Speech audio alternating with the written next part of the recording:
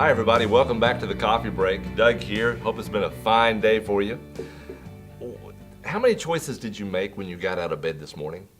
Well, your first one was probably to get up and get out of bed and get dressed and get ready, but then you're asking yourself questions like, what do I wear? Or what am I going to eat for breakfast? Is it going to be the Cheerios, or am I going to just make some eggs and biscuits and gravy? I don't have time for that. I'm just going to do the Cheerios.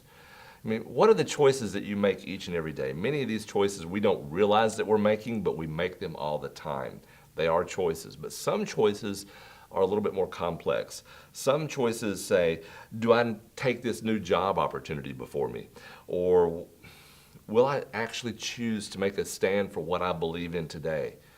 And those are a little bit more difficult choices, but hopefully they're easy enough to say, this is what God's will is for my life, and this is what I'm going to do.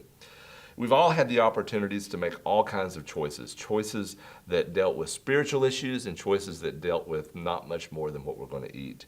Matthew 26, verses 1 through 5 says, "Now it came to pass, when Jesus had finished all these sayings, that he said to his disciples, 'You know that after 2 days is the Passover, and the Son of Man will be delivered up to be crucified.'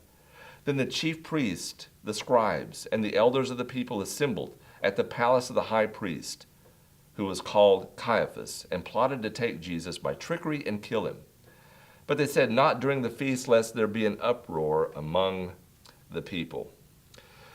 In this passage, the Jewish leadership is really rejecting Jesus, and they want him done away with. Now, here's the question that kind of floats to the top when we're talking about choices.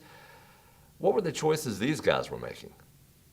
They chose not to believe that Jesus was the Messiah. That was the first choice.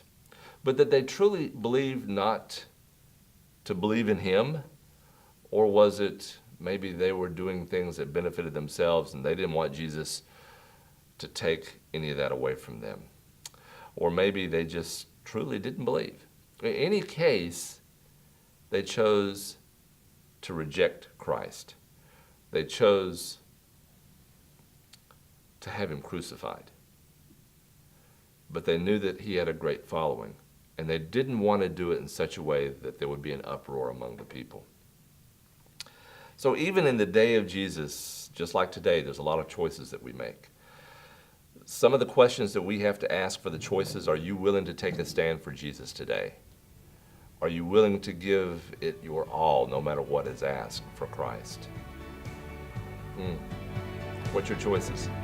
How are you going to reply? How are you going to respond? Hope you have a great day. We'll talk to you soon.